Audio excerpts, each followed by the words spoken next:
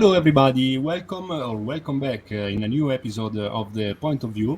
Here we are with a new friend, with a new researcher working with us in this alternative, how I like to call alternative research of historical world. And I'm so glad to present to you Mr. Philipp Druzinin. Hello, Philipp. Mr. Philipp, Yeah, how are you? yeah. Buongiorno. How are you? I'm fine. I'm so happy to have you with us because we are talking in our YouTube channel. We are talking about alternative history, no, of man, of humankind, and there are a lot of questions that sure we cannot have an answer, but we can try to talking about because I think that different point of views can maybe have a little more portrayed, a little more clear about what happened in our past. You come from Russia, so you are. I think that you can be the best point, fixed point to understand better what is Tartaria, the great of Tartaria, because in these last years we are listening a lot about this emperor, this kingdom. I don't know what is it actually, because we try to find a way to describe this big, this big problem of our story, because actually now is a problem, no? And yeah, I would like to start with the question. When we talk about Tartaria, we actually talk about a big empire, a big kingdom that take all the world, no? Maybe 2000, 2000 or maybe more years ago, no? But some people say, hey, wait a moment. Tartaria is another story, is something different. You are changing the story, no? What do you think about this? I think it's misinformation to call Tartaria some type of global uh, country or empire, right? So nobody was actually saying that ever. But some people on YouTube think that that's the case. I mean, they're promoting this idea that Tartaria was everywhere, Tartaria here, Tartaria there.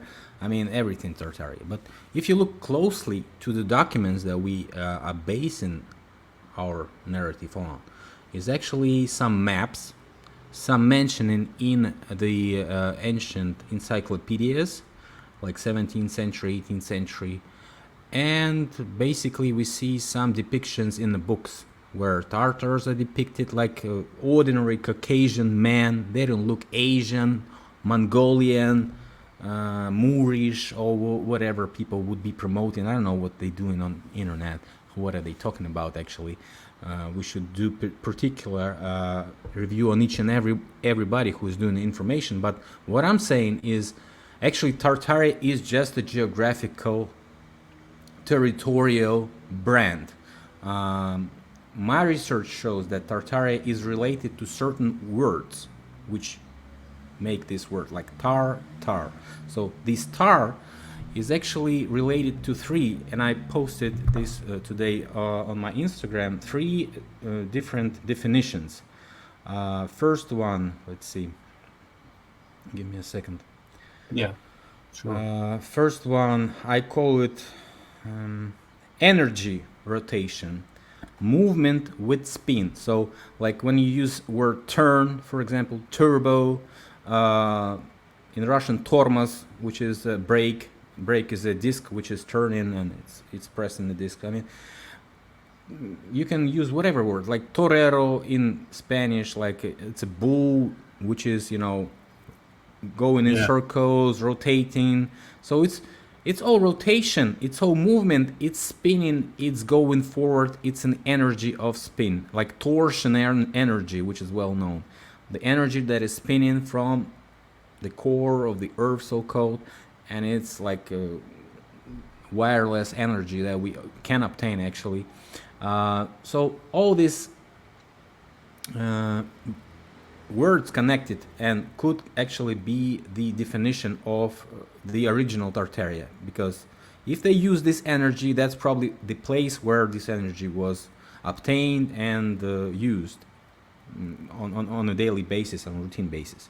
The second thing is ancient god's name, because we all know that Tara is the ancient god name, both in Russian Vedic knowledge and in Indian Vedic knowledge, so which is supposed to be one of the earliest officially recognized religions, Hinduism, I mean. And the third is, I would call it mining area or land known for mining. Because if you look around Tartaria, you find out that it's basically the waste land that is left by the mining corporation, huge mining corporation that were possessing this land and probably obtaining the goods from it, selling the goods from it. So it's all a little bit advanced story for some listeners, that might seems to be. But you know, if you look closely, you find out that probably the most richest area in the world with the natural resources is the ex-Tartaria lands. They are the most, one of the most biggest resources of gas, oil, I don't know, you name it, metals, uranium, which is supposed to be used in, for example, nuclear production, or nuclear power plants, so-called, in weapons, so-called. I mean, without uranium, you won't have the world that we have today. So Kazakhstan and Russia are the biggest deposits of uranium right now in the world. So that's ex-Tartaria territory. And you can look further on each and every mineral, you find out that Tartaria has it. Gold, diamonds, whatever, you name it. I mean, everything's there. And Russia possesses this territory right now. And we know Russia has a bunch of natural resources. No sanctions can blackmail Russian economy, as we can see. For 2, 3 years, 8 years, nothing works. Russian economy is stable because they have every fucking thing, actually. So that's So my we can, that's my response to what Tartaria is from my point of view. yeah, that's so clear. So we can say that Tartarian is just a word, is not a place in some way. Like we can say Julio Cesar, no? Cesare, we can, is not the name. Cesar is a name for a lot of person, you know. Like Yeah. the name of the cities, like Rome, Venice. We don't have only one Rome. We don't have only one Venice or Naples, like Nuova Polis, no? We have a lot of places like this, and we cannot say that one of that is the only one. So Tartaria maybe is something similar, is a name that we use for some special places, right? Yeah, yeah. It's like when you go for, you know, for woods, you go to the forest, right? You find the wood chunks and, you know, you set the fire in the woods. When you go for minerals, you go to Tartaria. That's the best way to do that, because probably the deposits were open and the resources were clear and easy to get. So that's why they probably called it Tartaria, because we don't have the certain country name listed Tartaria. We have only flags of the Khan of Tartaria. We have small Tartaria, which is regional name. So I think it's just a big piece of land which was controlled by the proxy governments, which were probably controlled by somebody else, like a mining corporations, like we have today, like corporatocracy, right? We don't have democracy, we have the corporatocracy. Like EU is an upper government structure, which is not government actual national country. It's something above, it's proxy control of the territory. So if we would call Europe something in the future, we would call probably European Union.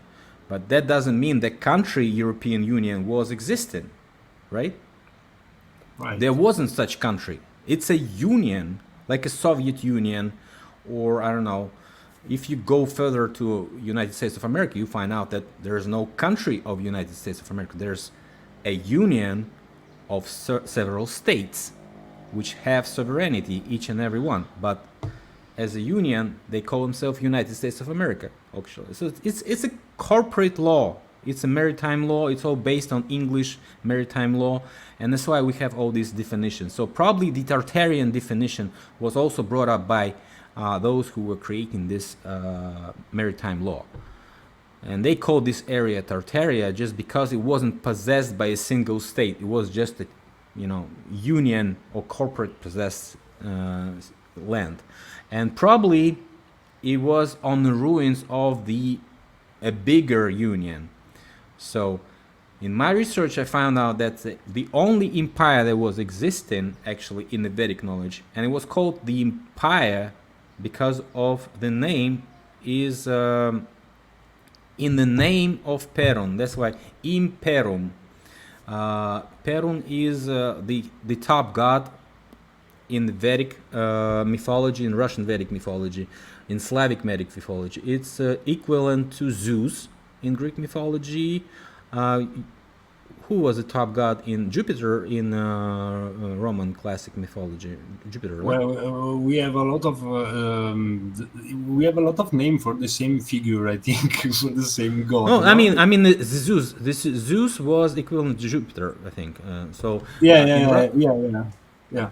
So in Russian mythology, in Slavic mythology, it was Perun. So they called this land, all the land, in the name of Perun, and it made up to be Imperum. What? In some countries they call it Imperium right now, also promoting some, some definition in these words, making this sound something like, Latin or something. But if you look closely to where the words come from, they all come from Sanskrit language, and everybody knows that. The Caucasian group of languages was emerging from the Caucasian Indo-European root, which is Sanskrit. And the most equivalent right now of what the Sanskrit research is saying is current modern Russian language. It's 70% equivalent to Sanskrit. So that's why I kind of compared all these words together, compared with English, compared with Serbian, which is also connected to Russian, and very most likely connected to Latin, because Illyrians, the northern Italians, they were also in possession of Italian kingdom. They were Venice, Genoa, Naples kingdom, and most of these people currently living in Milan, and they are not different from Serbians or Montenegrins or whatever. It's pretty much the same people, pretty much the same roots, the same genetics, and the same languages, which were only splitting up from a certain point, but have the same roots. And you find out several thousands of words are equivalent in most of the European languages. You just have to collect them all and find out. The British were good to do that. They had a bunch of dictionary reforms. They had encyclopedias. And so they know their language. They collected all the words from the very beginning. So, but most of the nations in Europe were not so good in that. So most of the languages just emerged and the old words just getting forget. I'm sorry about that. No worry. Привет, что случилось? Да я тут занят сейчас немножко. Yeah. So, you have any questions? That's amazing. That's amazing, because I think that a lot of people don't look on that side of research, how and I think also that words can explain a lot if you're going to do this kind of connected link about all the words, similar words of the similar culture also, because you say that we have the same root actually. So yeah, remember they were telling us that who found the Rome, right? Yeah. Remember that story? Who was found in the Rome, like a wolf that fed two brothers, right? Yeah. All the situation. But now we all find out that Etruscans were the ones who found the Rome, not the wolf, not the two kids, but Etruscans get the culture. Yeah. When you find out that the Etruscans are not as well researched as any other nation, which is not even doesn't have any evidence.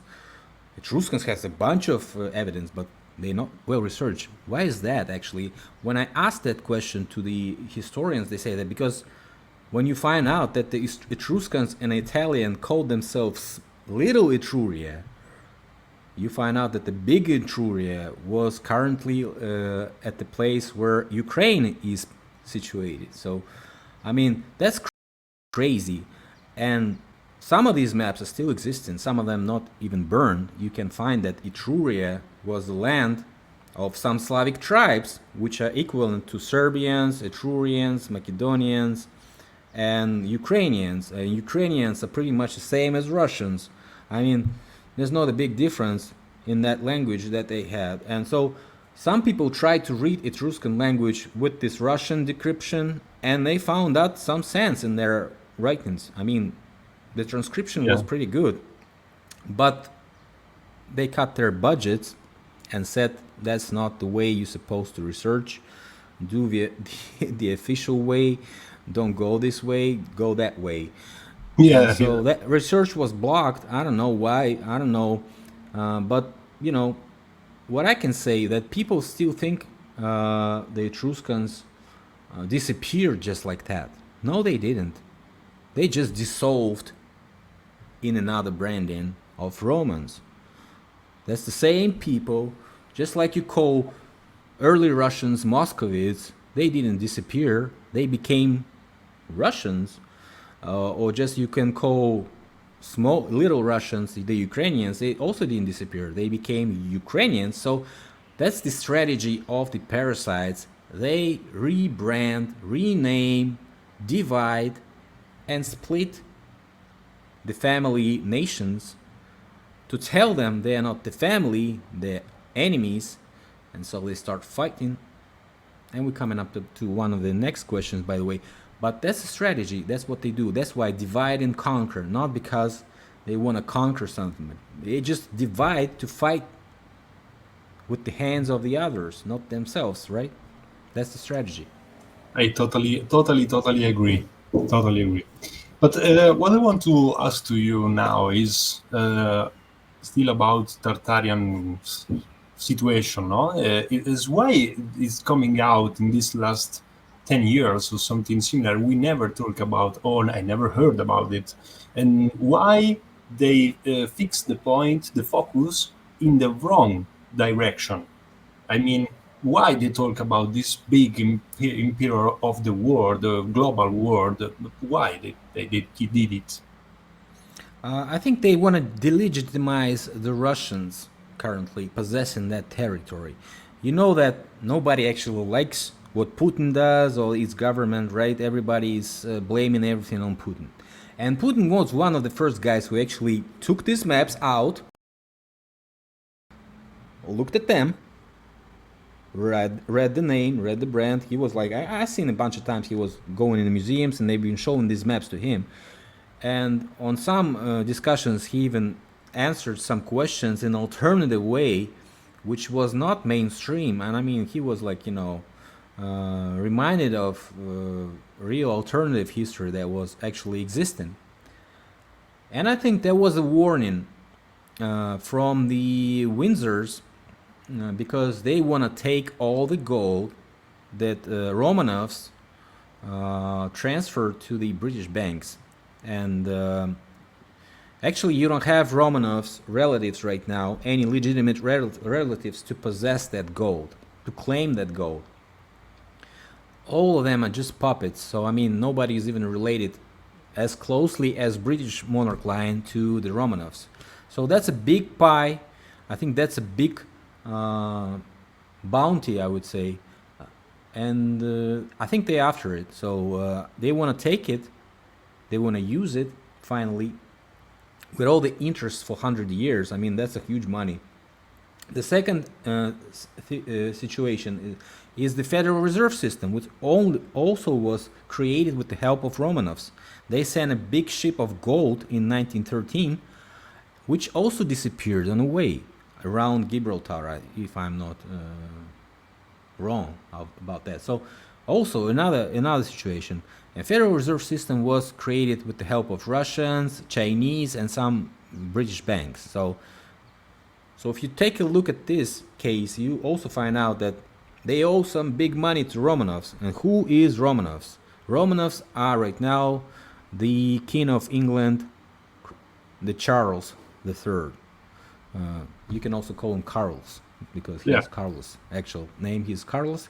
And I've been, breaking down the situation with this word Carl, Corona, and so on. It's all related to the ancient history, and has been programming the brand. Brand is a fire in some languages like German and so on. So brand is a firewall between the actual meaning of the word and what we see in public field. So that's why all brands, the corporations, they use this branding strategy. The same is royal families. They use branding on everything. So they brand the knowledge. They take this brand power, so nobody can pass through and find out the information. So, but who is leaking the information? Those who don't want Windsors to win. Those who want their heritage to be, I would say, rated and divided by everybody else, because they don't want them anymore. They want to get rid of Windsors. They want to get rid of British. They want to get rid of their, monopoly, I would say, in the world governance, because they affect and can, control most of the countries. You name just maybe several countries they can't control right now, but the rest of the world is pretty much under their influence. So although it seems to be that they don't have any control legally, they're just getting the money from the British taxpayers, and that's it. They don't influence anything. But when you take a look closely what they do, they still have possession of control on every aspect of our life, and they brand themselves and integrate themselves with such things like world WWF, which is World Wildlife Forum. Yeah. Which is the second is World Economic Forum, where they they sit along with the guy who make this Great Reset thing. So they're everywhere. I mean, take a look. They in every big project they participate in everything. They still have control of most of the banks, which they have since 19th century. Some British thinkers were even admitting that you cannot find a British nobleman anymore in 19th century because everybody bought his title. So in 19th century, they had a total reset of the British intelligence and elites, replacing them with the new people who bought their titles for money, who had a bunch of experience in robbing the colonies like India and others. Made so many money there. So I mean, that's the situation. And if you look at Africa is the same. I mean, sure. You can only name the countries that they didn't influence in. The rest is just being robbed and ripped off, and nobody wants to pay back.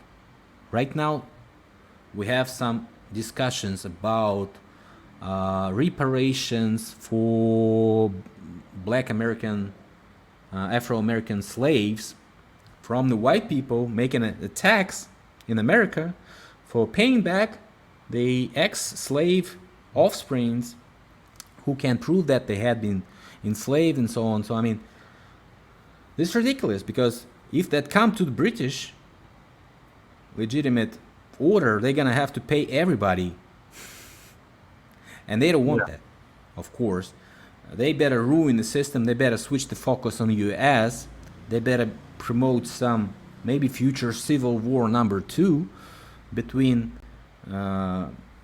so-called minorities which are becoming majority in 2030. Already estimated that The white population of America is going to be minority in 2030. So they only have to wait a couple of years. It's only maybe less chance for them to get back to power, but not everybody understands what's going to happen after. Because America is going to be taken down as soon as they're going to start this civil conflict, number two.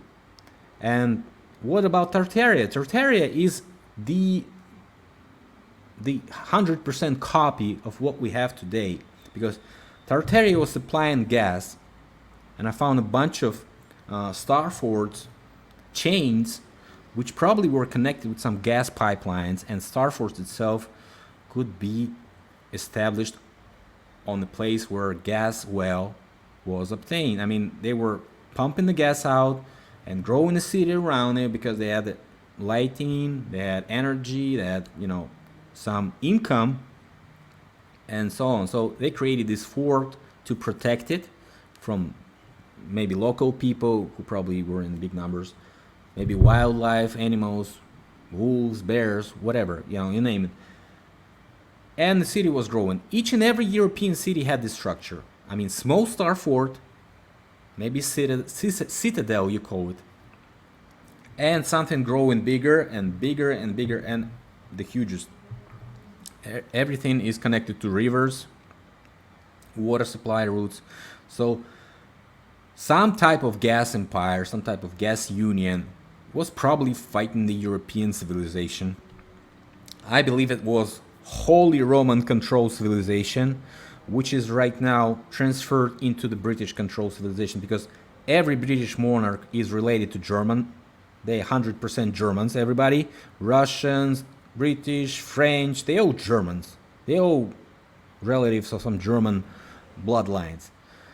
Hohenzollerns, Gobstock, Hamburg, and so on. They plenty of guys there, plenty of families, plenty of, They even changed to Windsors in the late 19th century, just because they knew they're gonna have a war soon with Germans, and so they wanted to get rid of these German last names, So what I'm trying to say is that Tartaria was a gas empire, was fighting them.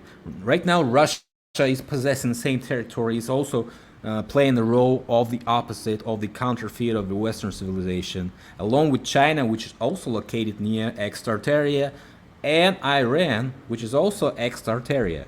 So, I mean, ex-Tartaria provinces are fighting the ex-Holy Roman Empire, and so on. So the situation is repeating, and I believe we're gonna see these emerging very soon. Yeah. That's totally clear now for me. I hope also for the people that continue to say that this Tartarian empire, it was something global and so much. Well, they are based on the culture, on the architecture, and that's a fashion. That's not a 100% national,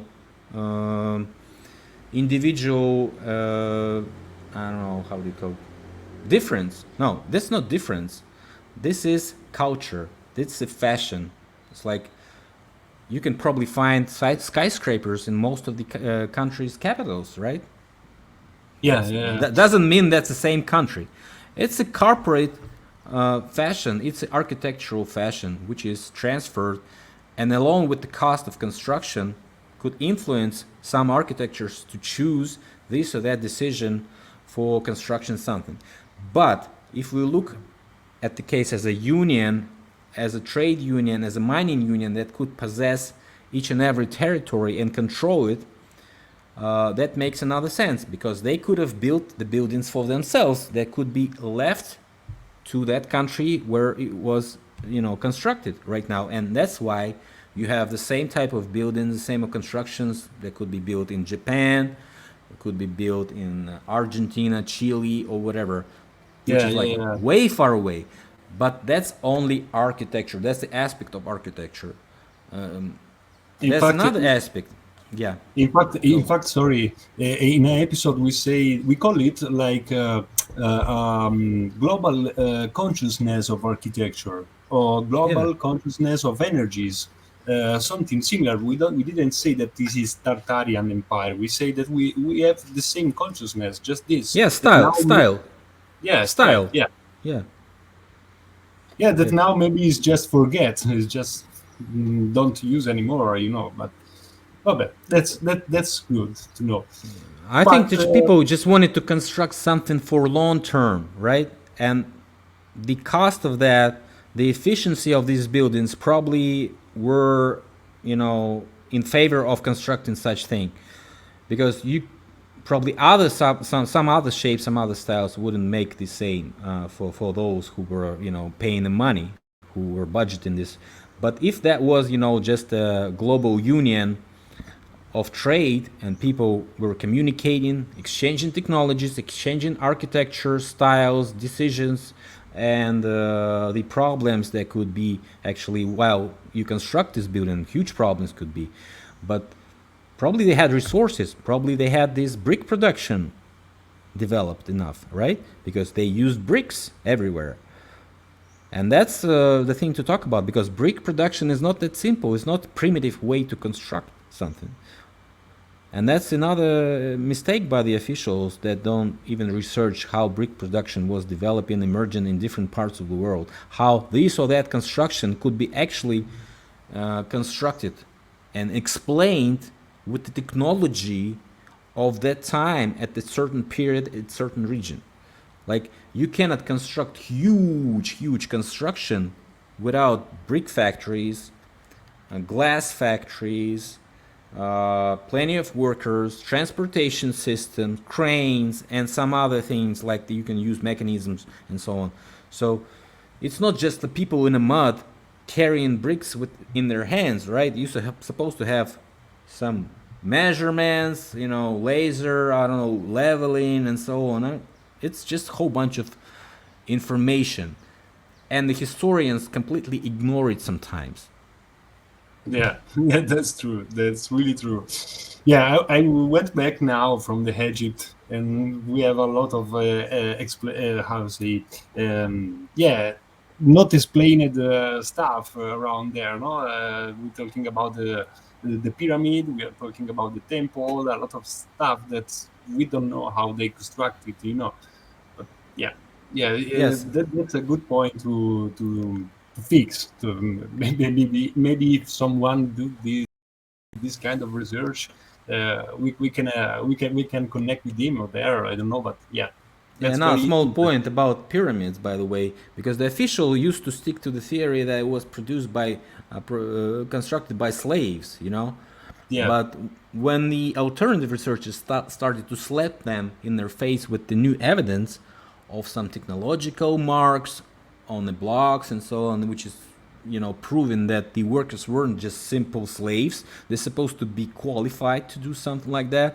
Probably had some machinery and maybe some instruments which are not simply the hammer and some I don't know, copper yeah, copper stick.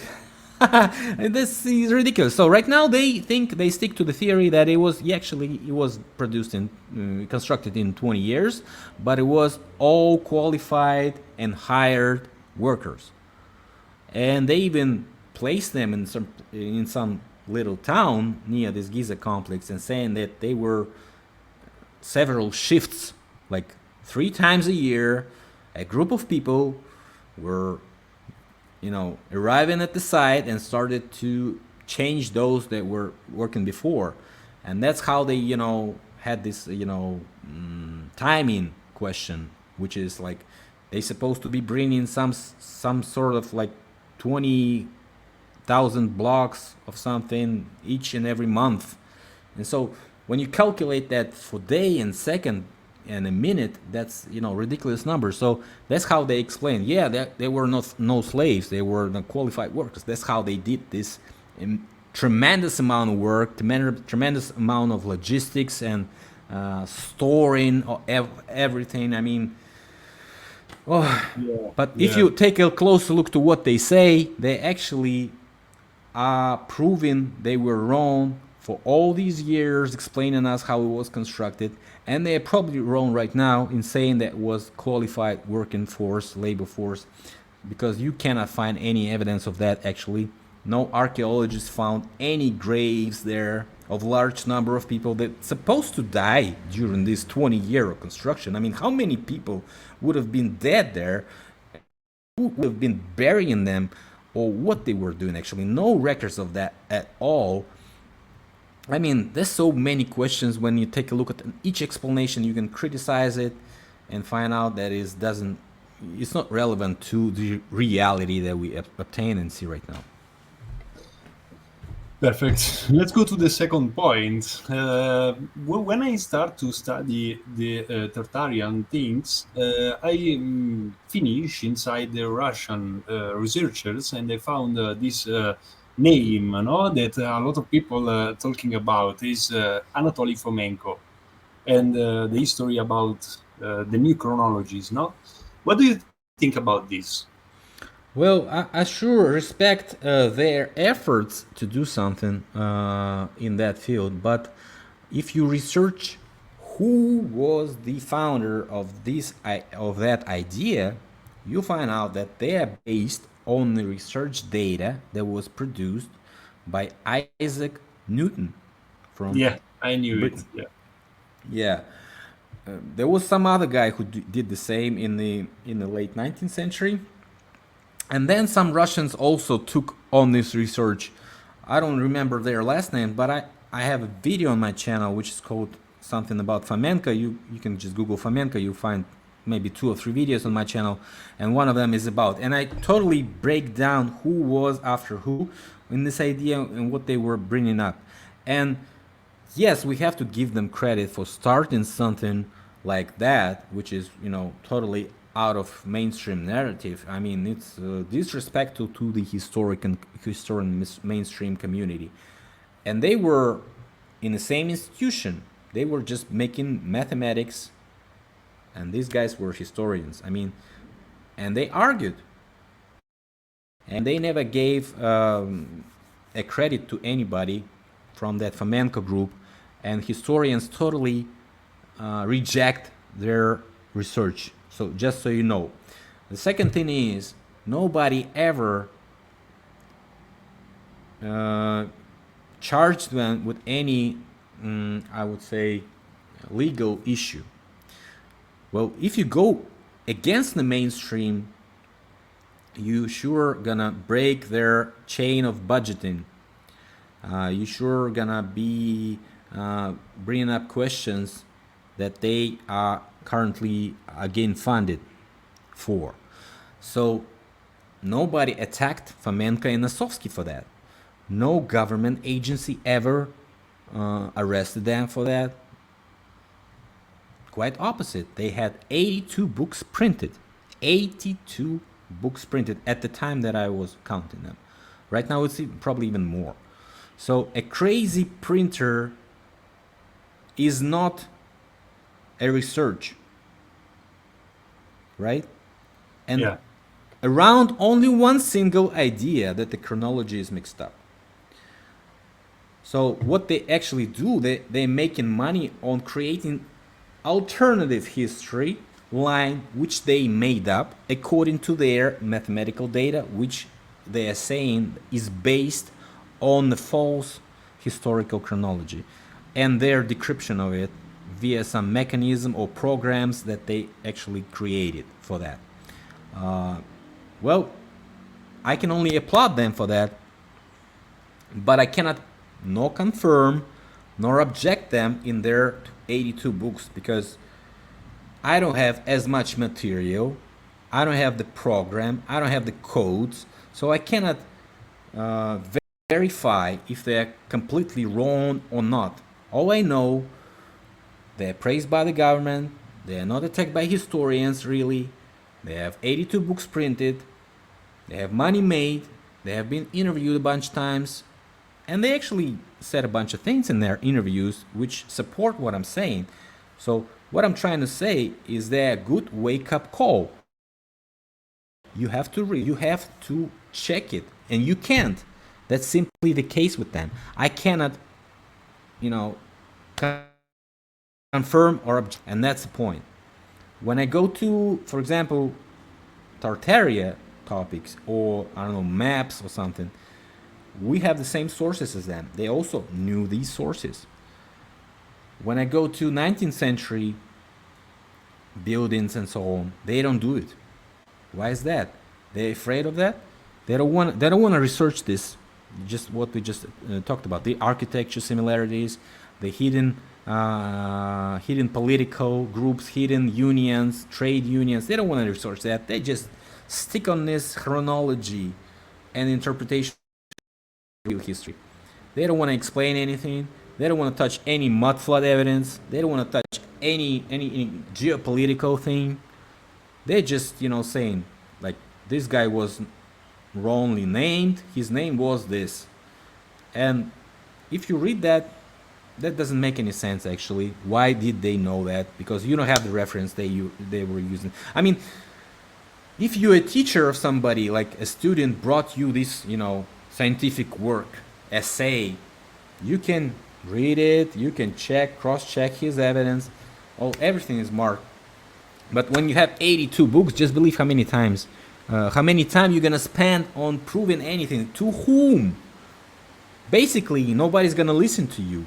Their fans gonna be mad. Historians gonna be mad because you are, proving what is already proved to be wrong. So, and you are not objecting to the reality actually because you don't do anything on Tartaria, on real Tartaria, on real Empire of Ross, on real. They touch Empire of Ross. They do it. They have this. They call it order. They call it Orda Rus, like Russian order. But what is order? Order is the governance actually. They actually stick to the Bible. I think they are more like Christians than researchers. And that's the problem. They don't want to mess up with Bible. They don't want to mess up with religion. That's why they totally confirm everything was written in the Bible. And they put their research in the frame of Bible. They don't step out of this frame. Sure. That's my opinion on them. Okay. And you're talking about mud flood, and I know that you are one of the most expert about this field. I would like to know actually what is this mud flood, because I noticed that it is in all the parts of the world actually, because a lot of civilization is building on top of this mud flood actually. So. What is it and how we can explain it? Well, first of all, there's also misinterpretation of the situation because some people think, just like with the case of Tartaria, that Tartaria was everywhere, mud flood was everywhere. No. Never. In some places, you don't even find any clay. So that totally dismantles and undermines those who saying that mud flood was everywhere. So that's first of all. You have to have like a huge wave of clay and mud moving on a very fast speed just to cover simultaneously cover the whole plain, right? The whole world at the same time. That's impossible. Just as impossible as any other global flooding. Never happened before. Most of these stories of a great flood or great mud flood are just related to some regional, local events that are being misinterpreted to be global, worldwide. It's like a leopard spot. Yeah, because we probably can obtain and see some tsunamis in certain areas that can be interpreted as global great flood, and they can really wipe out the whole city, the whole land, the whole district, the whole region, right? So if we just stick to this reality and find out that certain events can happen, then we found out that this a reset cycle, and that's the point in this mud flood, because mud flood is a brand for this technology of getting rid of evidence of the reset. For example, why is that? Because clay is the perfect absorber of any disease, any biological or radiation or any waste. Basically, that's why the people are being buried in the ground. Because at some point they were burned. But when you cannot burn somebody, you better hide the body in the clay because it's gonna absorb all these bacteria and no disease is gonna come out of that body, right? Of that corpse. So basically, mudflat or clay could cover the area, including basements, first floors of the buildings, streets, and so on, along with people in it. Maybe dead people, maybe killed people, maybe poisoned people. Who knows, actually, because we have this stuff every time, every 100 or even more years, even less years, right? When a huge, unexplainable events and people started dying in large numbers, including wars, famines, epidemias, pandemics, and so on, right? So I think this is all related as a process of getting rid of the bodies and the evidence and the buildings themselves. This could cover up the whole story when you leave the city like this, empty, completely empty. That's what we found in many pictures. When you see the early photographs, people say that back in the days they had long exposure and you have to wait for 30 seconds to take a picture from the photograph. But when you play with long exposure, you find out that each and every object moving during your filming leaves a shadow and a certain track. You see that track after you film it. So, but you don't see these tracks on the pictures, and so on the early pictures, on the early photographs. So I kind of debunk that theory that they just didn't film any people just because they had long exposure. Yes, they should. There's photographs of people just standing like this, no blur at all, people standing still for 30 seconds. No problem with that. But when you see the huge city panoramas like St. Petersburg, London, and Berlin, you don't see any people there.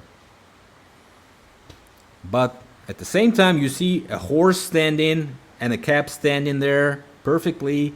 And I'm saying to these people, you don't see this, right? You don't see this horse, you don't see this cab, you don't see this guy working here, right? But you see that it is a long exposure. You explain with long exposure. Otherwise, you can say that it's an early morning, nobody is here on the streets. No, it's not early morning because you see the shadows. I cast in the shadow of the midday, 12 o'clock or maybe 3 o'clock. So people supposed to be on the streets, huge cities with thousands and thousands of people supposed to have people on the streets, or at least huge shadows blurs along these photographs. Nothing. So when you look at these photographs, you even find out that they all staged, completely staged, and people were getting ready to be filmed, probably dressed up, posing and so on. And that's completely true because officials also agree with that because people had it as a rare option, which you have to pay for pretty big money.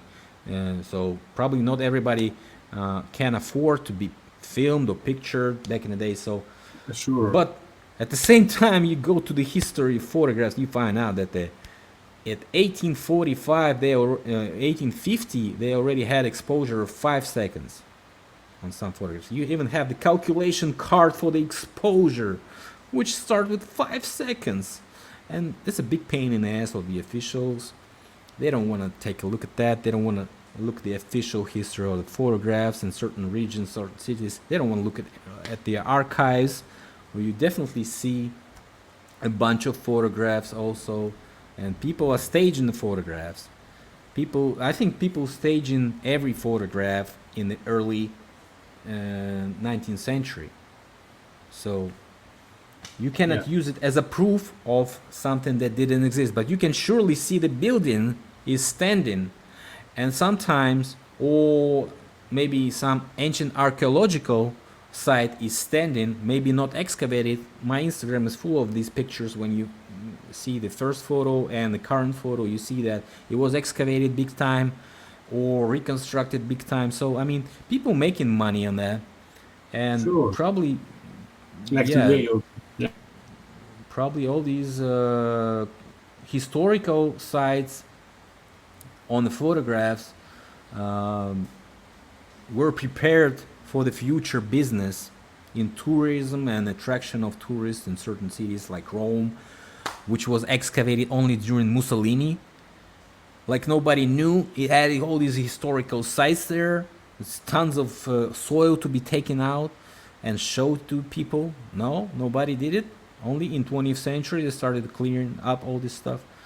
Yeah. I don't really actually understand why, but they had to do it because they had to have some heritage. They had to be show the Italians a great nation. They had to find all this archaeological evidence that we had this before. We've been great Roman civilization, and we along with Hitler gonna fight all these British and American. Uh, I don't know. I don't want to say this word. They probably said it. Yeah, something suckers. Uh, that's why. That's why. And I think also Hitler was making much research on this Ahnenerbe institution, which is the heritage of the ancestors, if you translate it from German. But also N itself, AN, is pretty much connected to these biblical flood and the territory where it probably was performed. Recently, American researchers in Bulgaria found out that the sediment layers in the Black Sea show that Mediterranean Sea flooded the Black Sea area with the water via Bosphorus and Dardanelles Straits, Yeah. so-called strait. And so maybe 3,000, 4,000 before Christ, a huge civilization existed around this place. And probably the center of European civilization was there. And probably this great flooding of the Black Sea basin and raising of the level of water caused this legend about Atlantis. Because if you find out what the An is the name of the ancient man. If you go to the Greek language, you find out also An is a man. Probably that's why man, because just modified An, if you take a look closely. Well, I had some videos about that. Also, Android is the android, Yeah. Sure. droid, computerized man. So the biological breeding of An could have emerged them to the modern man. So probably a little bit taller creatures, maybe 3, 4, 5 meter tall, existed before as ants, and they were the elites of this ancient world. They were bigger, stronger, faster, and probably smarter. But at a certain point, the small people took over. And now we see that these big guys totally disappeared. Although we have some architectural evidence that some big fellows existed not that long ago. And along with that, this historical narrative as a big guy, like, the big boss, big guy, and it's calling the elites bigger than we are in literal usage. I mean, that's not that like they are taller than us, right? But on some depictions in ancient Egypt, for example, if you been there not that long ago, you can see big A guys lot and of small them. guys serving them, right? Yeah, a lot of them. Also, my Instagram, plenty of that footage about giants, and so I think yes, giants did exist, and they were known as ants. And the after this flooding, maybe something changed. Maybe these giants started to be used by the smaller people, which outsmarted them or maybe killed them, because there's some type of narrative that in the medieval times, a bunch of legends existed that the giants were killed every time. They were cannibals, Yeah, giants, and so yeah. on. Yeah, in every European nation, you find out that a whole bunch of fairy tales about killing giants and exterminating giants, a bunch of depiction and images, somebody killing giants, somebody dragging giant, the big giant, and so on. So I mean, that could be the time where giants were totally exterminated, and right now we don't see them. Although some people still become a little bit taller than the middle, the average human height, and could be even like 2.5 meters. So probably some genes dissolved in this human nation, I would say, in the human genetics. So So interesting, really so interesting. I would like to fix the point in the last things before to go in a little bit, if you want, sure, in the actuality and geopolitics stuff, because I have some questions also there. A lot of people talk about reset every time, reset. But what is for you this reset? Who did it? Why? I don't know. How many time in the world? What do you think about this? well, the 19th century reset was connected to the mud flood evidence, so probably it is also related some biological or some type of warfare that exterminated a bunch of people at certain areas, and they had to replace these people just to uh, get the cities back under control and keep this thing ongoing, this parasitic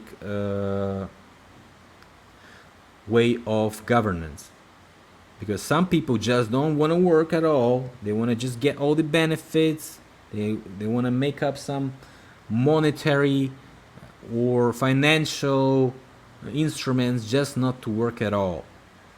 And some people supposed to work their ass every day, pay some fucking taxes, pay for annual inflation, pay for some crises that are appearing like those mushrooms under the rain.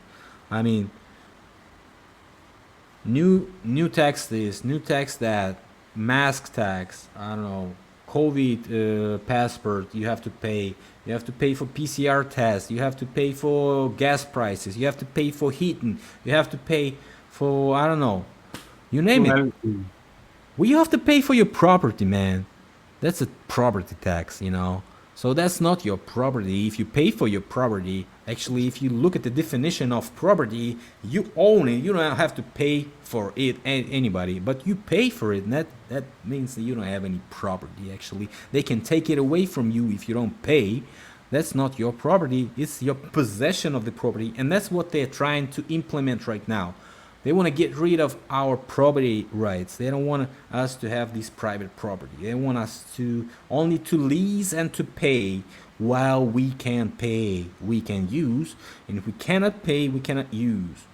That's why these resets erase those people they don't want to change. They call them conservatives. Conservatives. They are serving the Khan. And what is Khan? That's an ancient Russian word which is opposite to the law. You know, this is ridiculous. Khan is opposite to the law. And what is Khan? Khan is circle. Inside of it, there's a deal between the people that they totally follow this deal as something holy, and they don't, disobey to something that is inside. That's why conspiracy, because Congress, they get inside, they decide what to do, and they follow this, right? And The guy who rides the horse was called Knight on Knight, Knight, Knight. Uh, the guy who was controlling the district was called Knyaz in Russian. So also connected That's to right. horse. The guy who was riding the horse, who was riding the horse? The elites were riding the horse. The ordinary people were walking the mud. They had only feet and bare feet to walk on. So these guys on the horses, they had power and money. They were following their own laws. They call it Kon. That's an ancient word. So if you jump to that, but so these conservatives are the big pain in the ass because they know something that was back in the days that was good, and they remember it. They can tell to their kids. So the first thing you have to do is take their lives and make it shorter. So you have to make them work more and rest less, right? You have to them work more and eat less. You have to them work more and earn less. They have to tighten their belts and work, work, work, work, work. That's what they want us to do. And they don't want us to have any property. This is the current ongoing reset. I call it financial, monetary reset. During 2 years, the devaluation of the base currencies like dollar and euro are tremendous. You know that. The inflation is ongoing in every region, every country. Along with huge falling of bitcoins and other things, people losing money worldwide right now. Rich people, middle class people, they all lose money. I'm not even saying about the poor people. Poor people are, suffering, and I think that's the case because they wanna switch the topic from this to war or some other. Maybe the pandemic was plan A. Now we have war plan B because that didn't work as well as they were planning us to do. And some people disobeyed. These conservative people, they don't want to jet themselves. They don't want to die. They don't want to live shorter lives. They want to live as what they used to live, lives around 70, 80 years. They don't want to live 60. They don't want to live 50. They don't want to live 40. And that's what these people want us to do. They want us to live 40, 50 years, work around 30 years and die. And leave all that we have and obtain during lives to them, not to our kids or our families, because they don't want us to have families. They want us to be parent A, parent B, parent 1, parent 2, make a kid, give that kid to the government, and forget about it. That's what they want us to do. They want to get rid of families. They want to get rid of conservatives. They want to get rid of our savings. They want to get rid of our property. And they want to get rid of our lives because we are too boring and too expensive for them. Yeah, that's not a good, how to say, a good view for the future. But that's what actually happened. So I agree also here with you. But yeah, let's jump in the geopolitical side if you want. I really like to ask you something because I know that you are studying also economics, no? That's what you do actually, no? So I would like to ask you two things. What do you think about quantum financial system?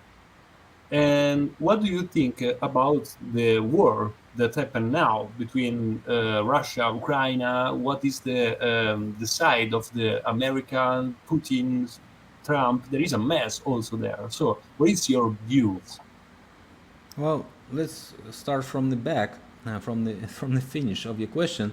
Well, Russia was pretty good in good relations with the West since the broke of Soviet Union, right? It was like 10, 15 years of good relationships, constructing the pipelines, creating the jobs, all this trading. I mean, a bunch of Italian, German companies were opening their affiliates in Russia. The companies, big business was going. I mean, a whole bunch of companies. I mean, a lot of them.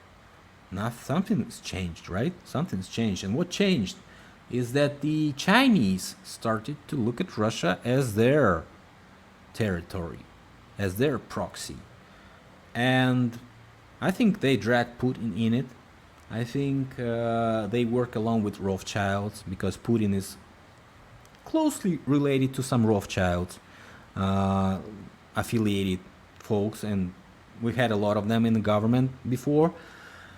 And so it's kind of a war of a proxy West, which is impersonated by the country of Ukraine, and a proxy China, which is impersonated by the country of Russia. Both of these countries are Slavic-based countries. Nobody wants any Slavic tribe to exist.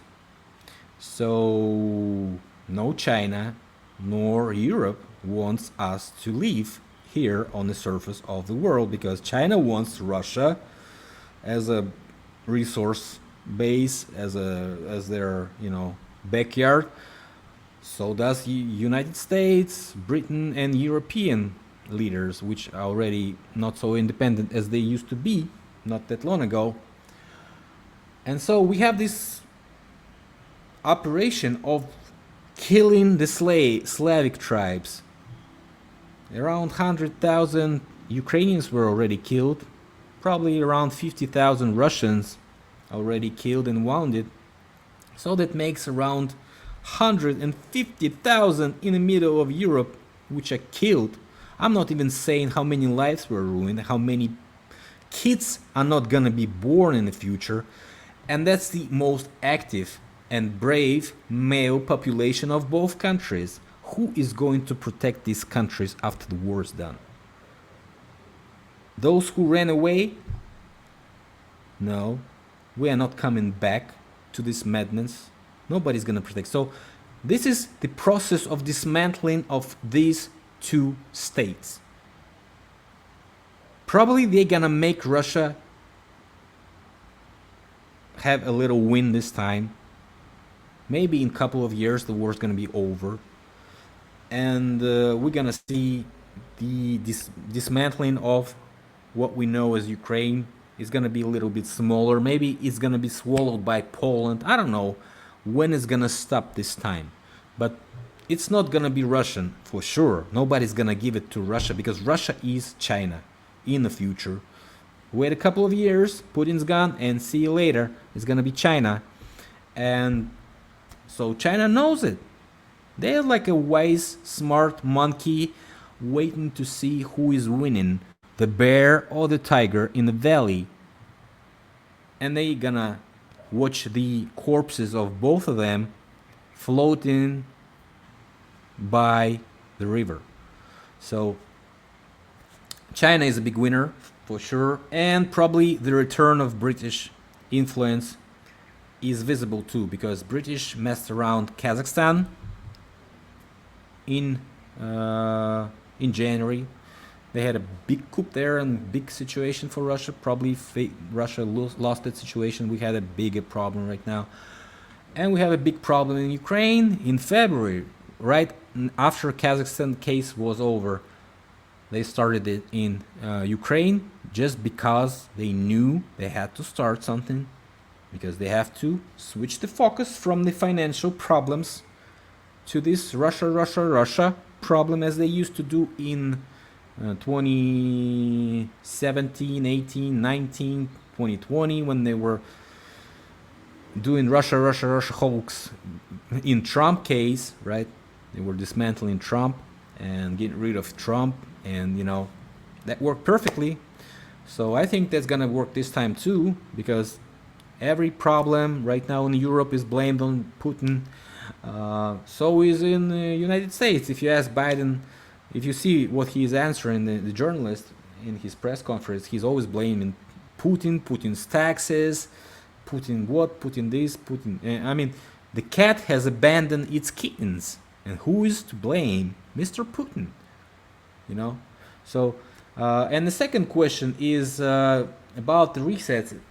Well, I had a pretty good video with Russian vids we had a discussion about San Francisco, and I think I probably presented all the types of resets that could be performed.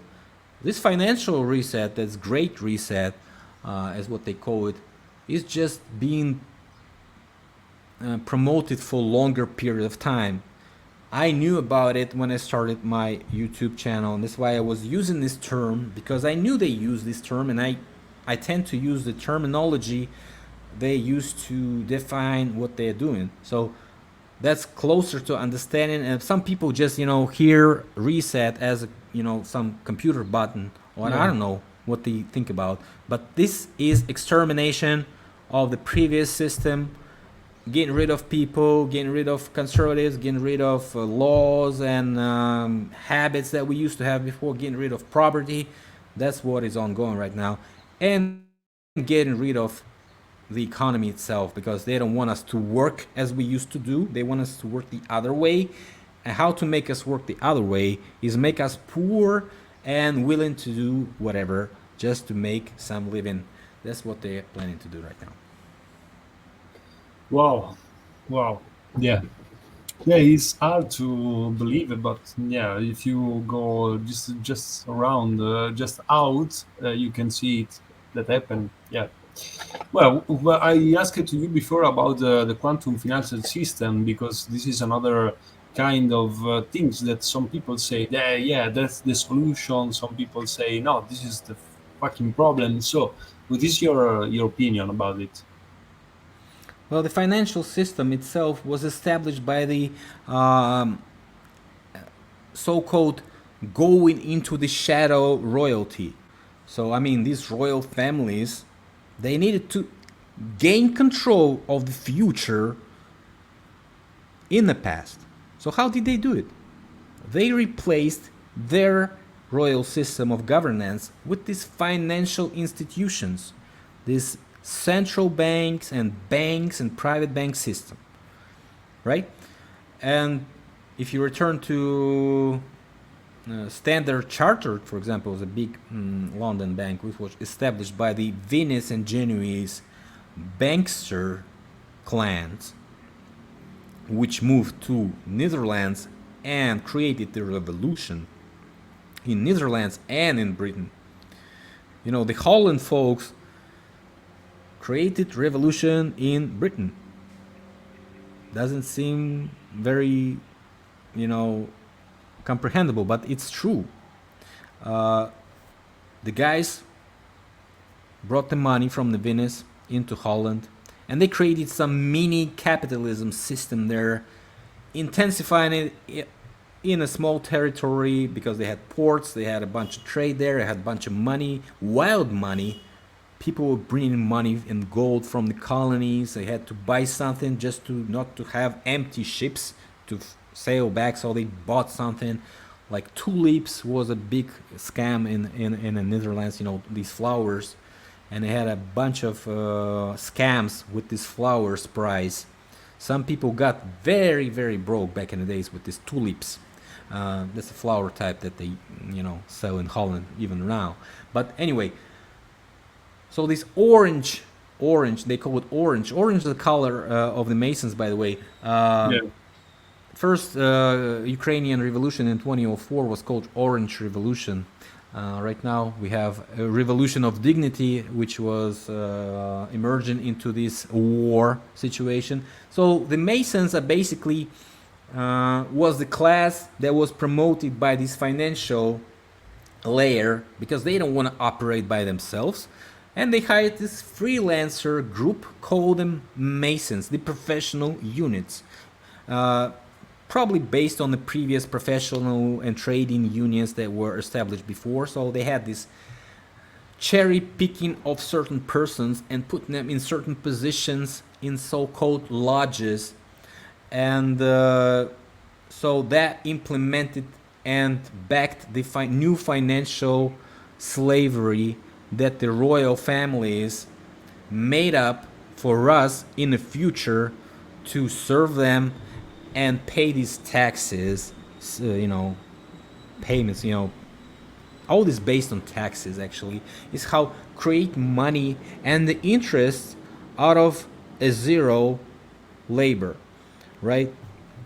So if you look at the Yeah. financial centers, current financial centers are London, New York, Hong Kong, Singapore, and you can name a little bit more, but 70% of all transactions are occurring on London exchanges and London financial centers. So that actually proves that still all the roads lead not to Rome, but still they lead to London. And until this system is getting dismantled, we're gonna see what we see right now. This uncertainty, I would call it, because nobody knows where to invest to. You hear different new instruments coming up, like Apple, Google, Amazon, I don't know, Tesla, which are all just the big new scams. Then you find all this cryptocurrency popping up. They were made up to catch a bunch of criminals worldwide. They were made to catch secret agents, double agents who were creating. They created the system to catch and track and trace everybody actually who is using this money. But they sold this to the people as something you cannot track, you know. And when you hear the hearings, when the congressman asking those people, how do you track this or that guy, they're saying you can track them perfectly. You can find out who paid for who and for what exact situation, maybe terrorist attack or maybe pipeline explosion or whatever. So the cryptocurrency system was not to hide the payment information, was to reveal the payment information and to reveal all the possible opposition centers in the future. Those who have money to oppose, they can only fight you. They can only, perform something that is irrelevant to the system you are promoting. So right now they get rid of these centers. They're getting rid of governments that are not quite obeying the rules.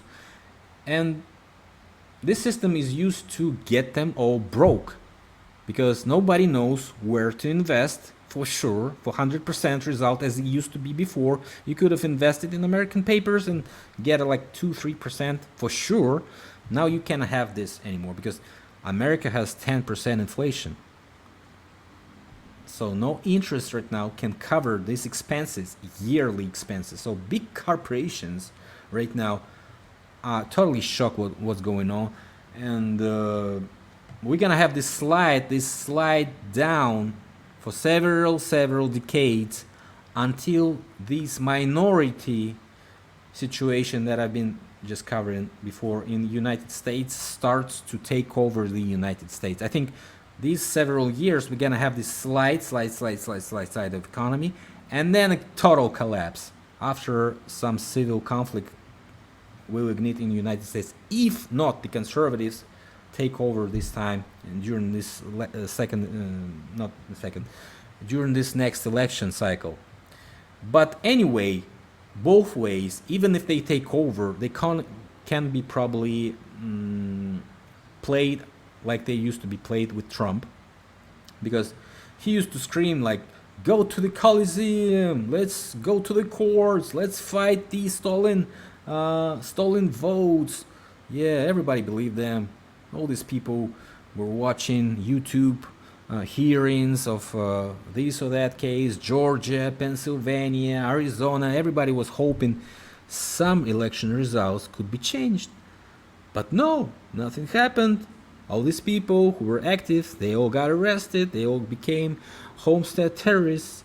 So just another future step for the future attack on these conservative community, because taking out these active members, these active pro-Trump activists, is a step for the future elections of 2022, when the Democrats are planning to get rid of Republican Party as it is, as an opposition for them for the future, because they don't want to give a single single year of governance to Republicans anymore. They want to rule this country and make it China. They want to make America China. That's what they want to do. Well, I what can I say? We are at the end of this interview because I take a lot of time, and I want to really want to thank you a lot for give me your time and give us your time. And it was a big pleasure, actually. I just would like, if you want, if you can send a message to Italian people from your side, to Italian research, and just a little message in the hand, if you want. Well, you guys all know uh, who is helping when the bad times come, right? Only friends. Not the friends, but friends, right? France doesn't help every time. Yeah. They may be close to Italy, but they are not helping you anymore. They are EU. They are totally possessing EU. France and Germany, you know that. You are the minor partner of them. So you might as well say to your government, say to your new elected government, what the hell are you guys doing? You're supposed to be national orientation government. And you're supposed to be, I don't know, Mussolini, affected ideology. You're supposed to be national, not international. That's what Russians want you to be. They want you to follow your own national interests, not the interests of these bureaucracies in unions, in, I don't know, G7, G5, G what the fuck ever. Guys, be yourself. You are good in production goods. Remember how good your trade was with Russia. Yeah, I don't know, plenty of goods, cheese. I don't know, you name it. I mean, it's not only food. It's a bunch of cars. How many cars you've been selling to Russia? Look at you right now. You don't sell anything anymore. Who is selling? China selling. So China just took your money, guys, and you can't do anything because you only follow what EU says. So I think you should do what British people did and leave EU as soon as possible, because this corporation gonna take you down. They're not gonna bring you up. You know your neighbors. What the hell else do you need to know? Some people in Brussels tell you what to do. Think about it. Used to be great. Like everybody else used to be great. And now we are following some crazy mad lady who doesn't even know what the hell she's talking about. She's not even a specialist in anything except women's pussies, actually. So I don't know what the hell is going on. Who is picking these people, actually? Look at the EU leaders. They're totally stupid. They don't know any fucking thing. They don't even know how economy works. And you follow everything they say. Think about it. Be yourself. That's what we Russians want from you. And the rest of the world